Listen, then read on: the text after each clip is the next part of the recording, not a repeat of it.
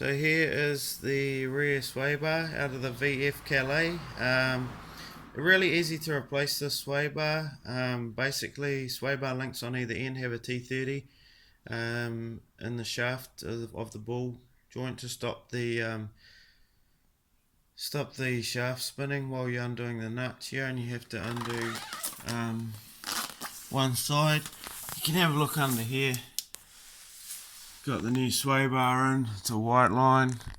Comes with the new bush. Only one bolt to undo there, and then the bush and the bracket swings down and unhooks from the chassis. It has a hook on one side. These come off these neat little anodized alloy brackets to stop the sway bar moving left and right. Okay, came in the kit. And over here you should be able to see the link. You only have to undo the top nut there, and then we'll move to the front shortly. This one was not an issue. Okay, jack the vehicle up as high as possible using axle stands safely. I didn't have to remove any exhaust or any covers or anything. Okay, piece of cake, the rear one, anyone could do that. So here we've got the front sway bar removed. This was significantly trickier than the rear. You might need some decent tools and a bit of know-how. I'll try and run through some of the things that you might want to be careful of or be aware of. There is a YouTube tutorial on a VF GTS with a suspension shop guy on a hoist. I'm not sure if it's an auto, and it seems a bit brief to me. So here's a couple of pointers. If you've got an auto V8, apparently the V8's a little bit trickier than the V6, according to the guy doing the blue VE sway bar video. Down here, much of muchness really. Okay, you've got a bracket down here for the bush, for the sway bar, but you've got these air conditioning pipes down here as well. Hopefully you can see there is actually a bracket in there with a 10mm bolt bolting those pipes to the front of the 6-litre V8. It's easy to undo that bolt and just swing those aircon pipes up a slight bit, and then down here you can see the transmission cooler lines. Okay, I actually disconnected them down on those fittings. You can see the silver sway bar underneath. Okay, you just move those black plastic sleeves backwards towards the back of the car, pop the C-clips off, bring the lines up and tuck them up right under a loom on the back of the radiator just to get them out of the way.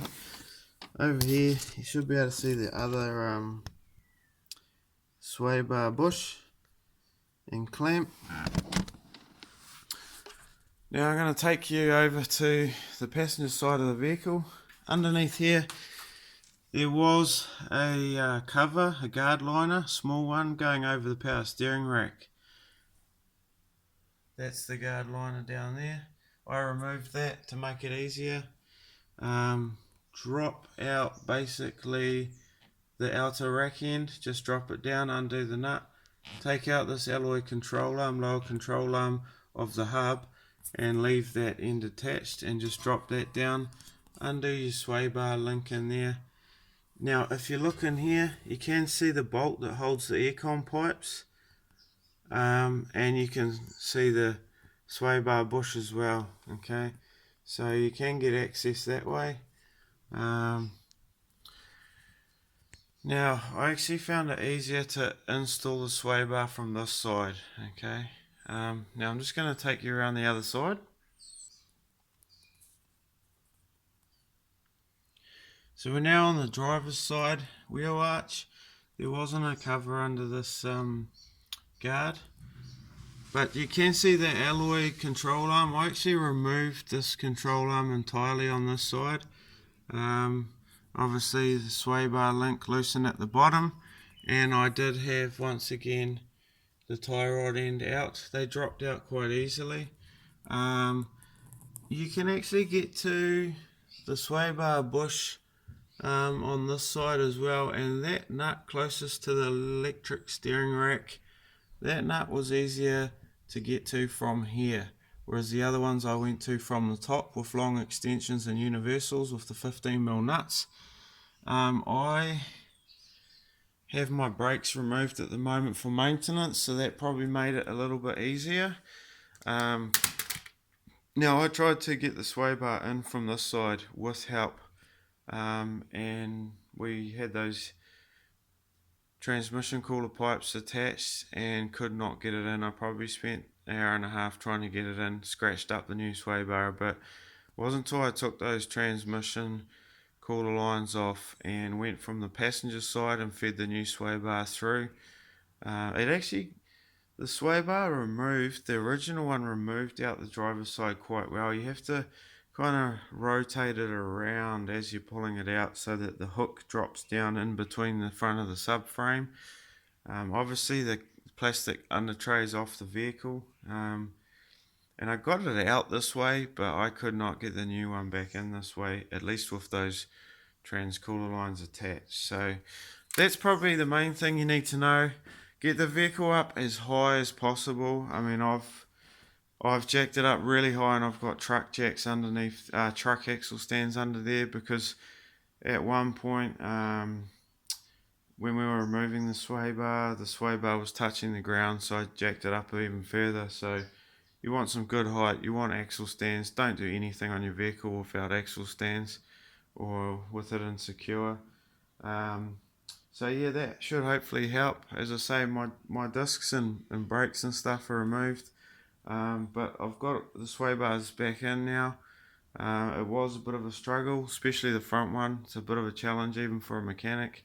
I've worked on Peugeots and Audis and V-dubs and you name it, and you just want to be careful of things like the radiator and the air conditioning pipes. You can't move them around too much. You definitely don't want to crack an air conditioning pipe or break something. But anyway, that's my VF Calais. It's actually, reason I'm putting sway bars in is it doesn't corner particularly well, but I love the plush ride, so I didn't want firmer suspension.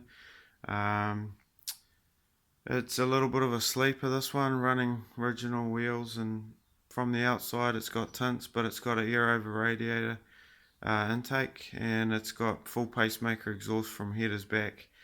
It's got a from a 292 Calais diff, I've put a 327 diff in it, and I also put a Harrop LSD, the True Track, in it, because the original one didn't last too long. Was an open diff actually originally, and it's been performance tuned, so it runs a 12.7 ET at the drags. It's a very quick car for a comfy, cruisy, luxury vehicle. Alright, thanks guys, see ya.